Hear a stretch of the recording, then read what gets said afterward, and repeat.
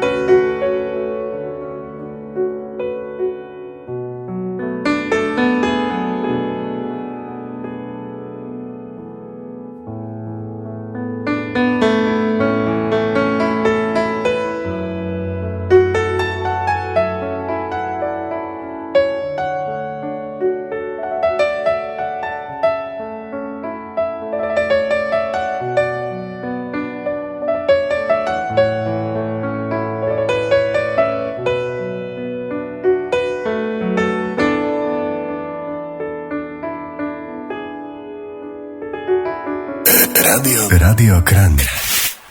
Pometamo doma, pometamo po slovenski glasbeni sceni.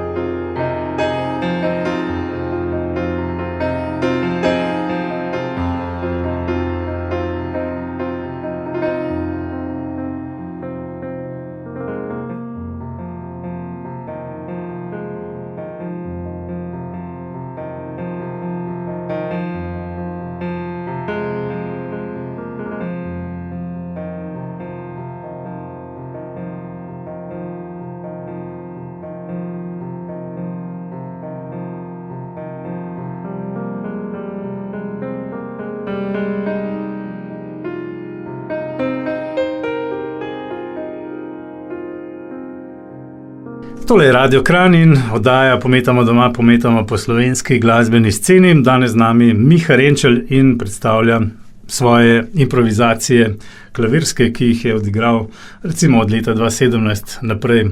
Najprej prek interneta, zdaj pa zbral tudi na CD-ju. In tole, kar se je ravno kar odvrtel, je bil pa opening, ko je spet en tak uvod, rečemo. Otvoritev, v bistvu v CD je to. Ja, to je prav v bistvu prvi del prve improvizacije na albumu. Ne. V letu 2017, ja, nekje od februarja do avgusta. Zbral sem jih pa lani, se pravi 2018, ne.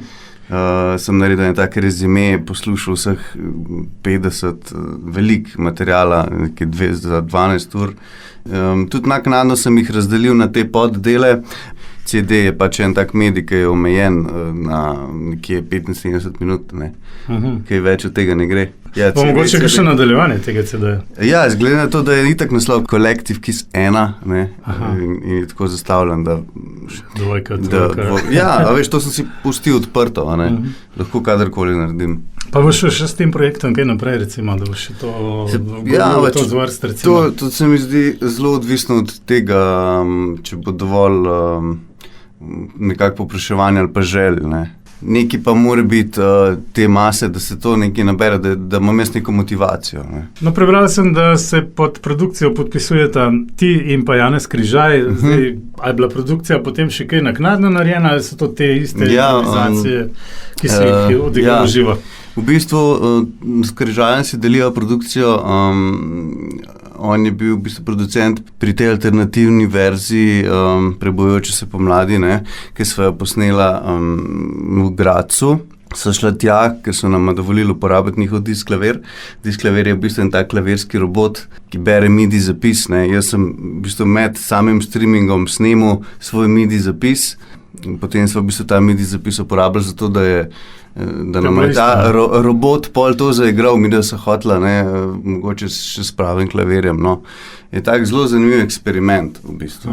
Načeloma pa tudi te ostale stvari, ne, ki niso bile posnete z disklavirjem, so pa tudi vsebujejo določen neke postprodukcije, ne, predvsem zato, ker med streamingom pride do kompresije. Ne. Se pravi, Facebook zelo špara z podatki. Siromašen zvok. Siromašen zvok, ne, pa še nekaj smo pol dodali, reverberacije pa tako, a ne, da je še mačken bolj živ občutek, ne. In še nekaj zanimivega, v bistvu se ta CD prodaja ekskluzivno v trgovini IKA. Ja, to pa trgovini IKA v Ljubljani, tam pri tržnici Ciril Metodo trg. To je ena taka luškana trgovina z unikatnimi izdelki slovenskih proizvajalcev. Tam sem našel svoje prodajno mesto, no, in tudi se mi zdi, da zelo lepo, tam jih tudi vrtijo. In dajmo spet priložnost muziki. Miha Renčel je še vedno z nami, zdajle zavrtiva še eno s plošče Collective Kiss. Ja, to bo zdaj četrti del Mrka, se pravi popolnost, tam, ki je tema največja, ne. Ta del Mrka, ki je v bistvu tudi najbolj mogoče poznan ljudem, ne, ki je čisti mrk, ne. Totality v angleščini. Dajmo slišati.